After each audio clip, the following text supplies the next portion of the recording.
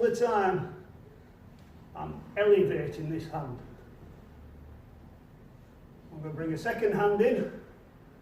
I'm going to lift everything up towards the roof. Keep elevating it and tuck my hips in. So that's all elevating. Heels pulled in, knees together. My groin is pushed right under Deborah's shoulders, right on the shoulder. What I'm going to do is I keep this elevated, and I'm looking for this now.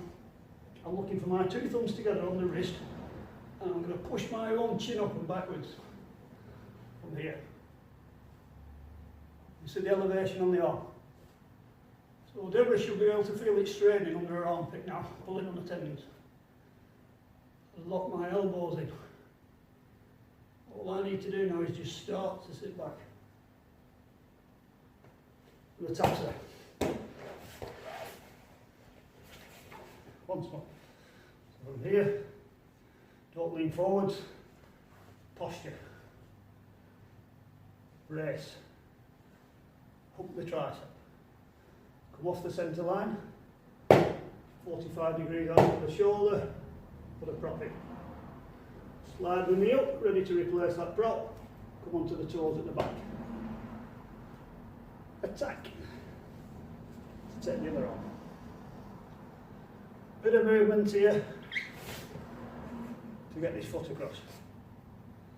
Don't really need this arm anymore at this point, so I can grab my ankle, pull that in to make sure this shoulder is braced. Got the two shoulders squeezed. Circle round. Aim for the wrist, stretch the wrist up. Can you see how the shoulder's coming up off the ground? All the time my knee's getting tighter under that shoulder. Lock the elbow in, lock everything into the pocket. Support. A nice natural articulation of the hip now. And as I sit down, I keep pulling the arm up under my chin. I never let that shoulder go back to the ground or the elbow go back. If at any time I let that go, the shoulder will drop, Deborah will turn into. I keep that pulling all the time through the articulation. Keep the knee close to the top of the head, so there's no chance of sitting up.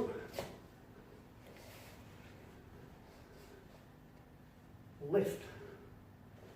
Point the thumbs together.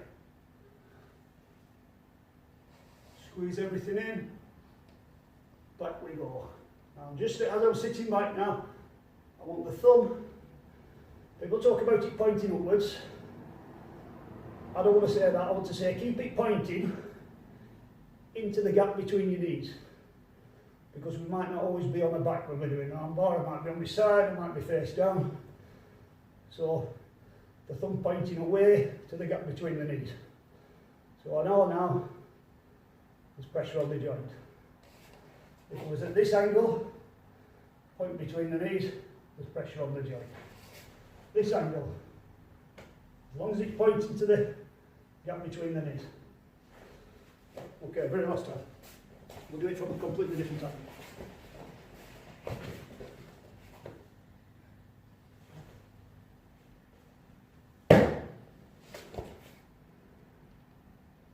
As I reach across here, notice the foot at the back on the toes.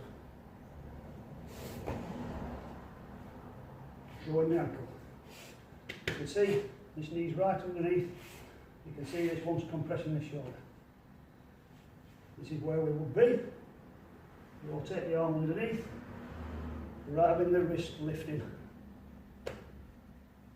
Getting all this into the pocket, tighten. I can articulate the hip now. Keep this pulling up. Lift. Chuck on lift. Lift. Thumbs pointing up, thumb pointing to the gap between the knee.